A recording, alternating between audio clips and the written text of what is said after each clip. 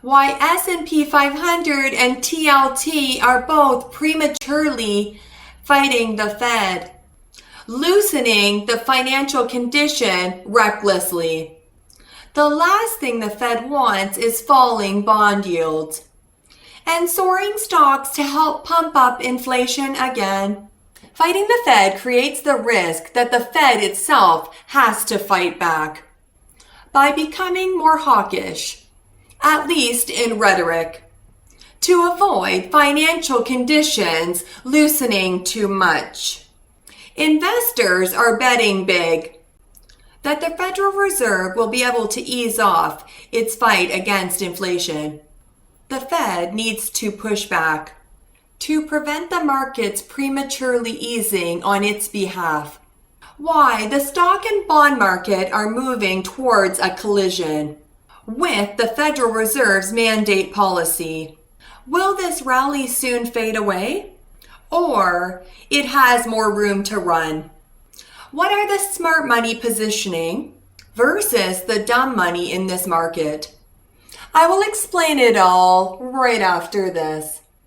And of course, smash the like button. If you want to be my good boy, apply to write your first book with me. Welcome back to the Audacious Money Witch channel, where we talk about macroeconomy, stocks, bonds, and commodity markets. If you like any of these topics, you are intelligent.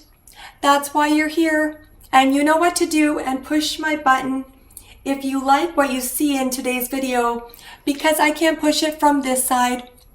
This video is brought to you by my Patreon. If you are a good boy, go to patreon.com/magicalgoddesscheryl to add more meaning into your life.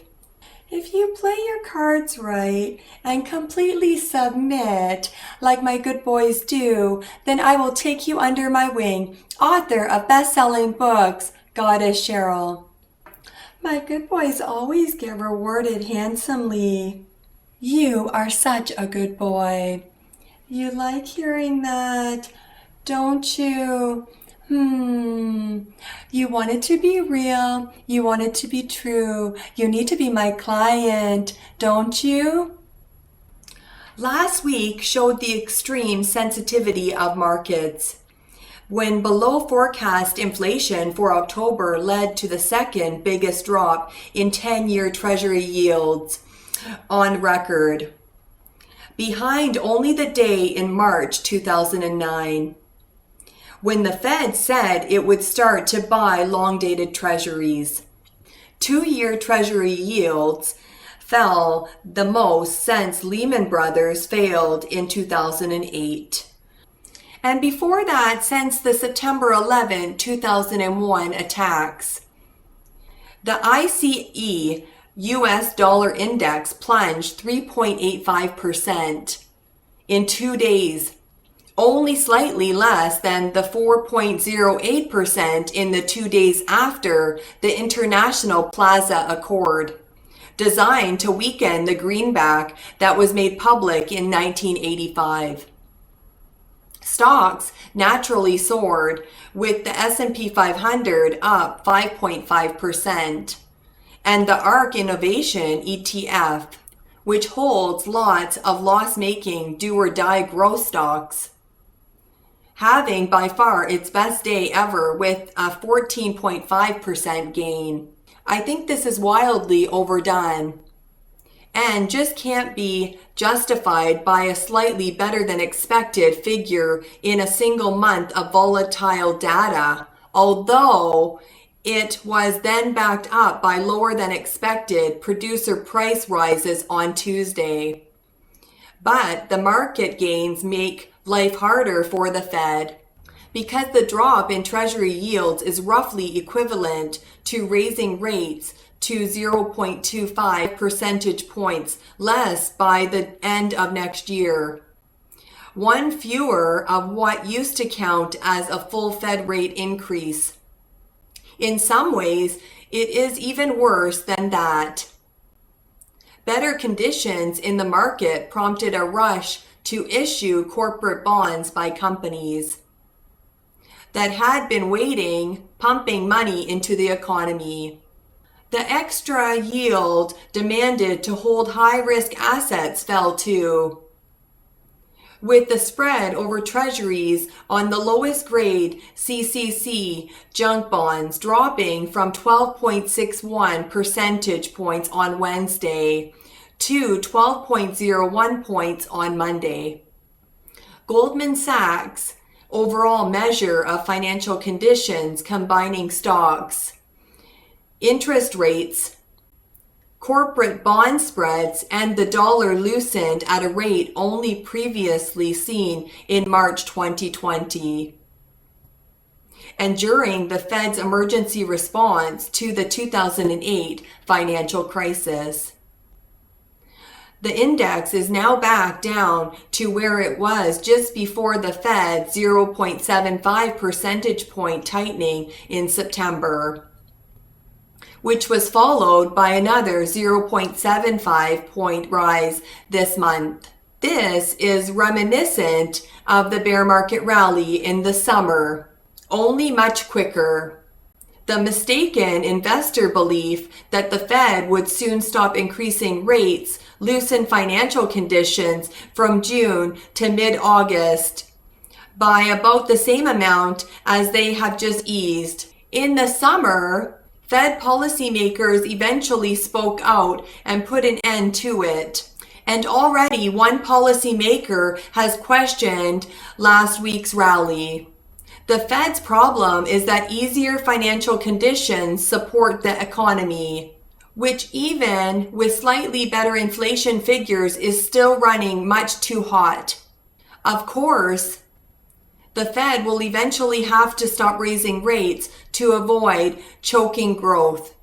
But it is unlikely to want to provide what is in effect monetary stimulus right now, especially stimulus dependent on the whims of the markets. In one sense, investors are quite right that the inflation figures will influence the Fed.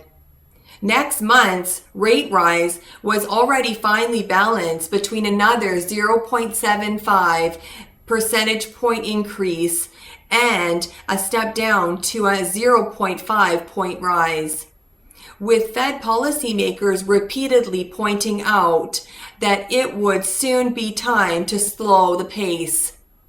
The inflation number might well be enough to shift the Fed toward a lower increase, as it awaits further evidence of how policy is feeding through to the economy. That doesn't necessarily mean a lower eventual peak in rates, though, as Fed Chair Powell made clear in his last press conference, even if it did mean a lower peak in rates, it is hard to see how it could be enough to justify such enormous moves in prices.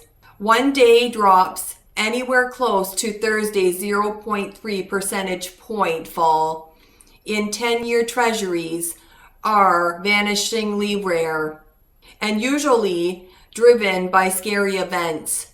2020's lockdown, the U.S. loss of its AAA credit rating in 2011, the failure of Lehman, month-on-month inflation excluding food and energy coming in at 0.3% instead of 0.5%.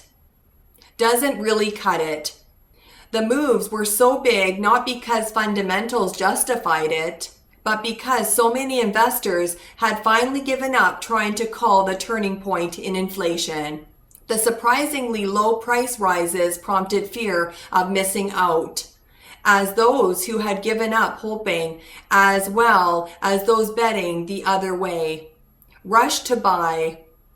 Markets reacted so strongly both because too many people expected higher inflation, and because many investors took the numbers as a reason to extrapolate to a future of declining inflation.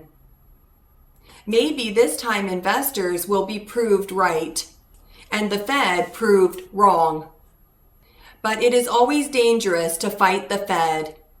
Right now, Fighting the Fed creates the risk that the Fed itself has to fight back by becoming more hawkish, at least in rhetoric, to avoid financial conditions loosening too much. The last thing the Fed wants is for markets to help pump up inflation again. St. Louis Fed President Jim Bullard: the policy rate is not yet in a zone that may be considered sufficiently restrictive. His presentation says a rules-based approach would suggest the rate should be somewhere above 5%, perhaps substantially so. The policy rate will need to rise to 5.25% next year. That's a minimum level. How fast the Fed gets there isn't as important. Macroeconomically, given where rates are now, if the Fed does more now, there's less to do in Q1. There are 3 reasons that will take the Fed funds rate above 5%. Number 1, fiscal tightening has run its course. Number 2, inflation could remain uncomfortably high. Number 3, market overreactions prematurely ease financial conditions. The reason both stock and bond markets are fighting the Fed is because the markets are pricing in deflationary forces. Oil prices are sliding down slowly despite Europeans' energy crisis. 2-year yield is very close to 4.5%, which will be crossing the Fed funds rate in December, which means the bond yield will be at its peak going into next year, unless we get a surprise from the inflation number again. Because of this 60-40 portfolio rally, I believe this rally will fade as the bond yield must go up to meet the Fed funds rate, because there is no evidence of the Fed dropping the Fed funds rate for the rest of this year. So NASDAQ will get dragged down by the TLT again. For the smart money, they are actually selling into this rally, and the dumb money are FOMO buying into this fighting the Fed rally. Which side are you on? Okay, now I'm going to show you my clients David Vine and Jayma's book, Ignite the Passion, Co-Create Your Dreams. Such an awesome book. And my client Teddy Eazzy's book, Wicked Pussy Perfume. That is an erotic novel. Such an amazing book. And my book, All You Need Is Love and Dreams. You are such a good boy for watching my video right till the end. Bye.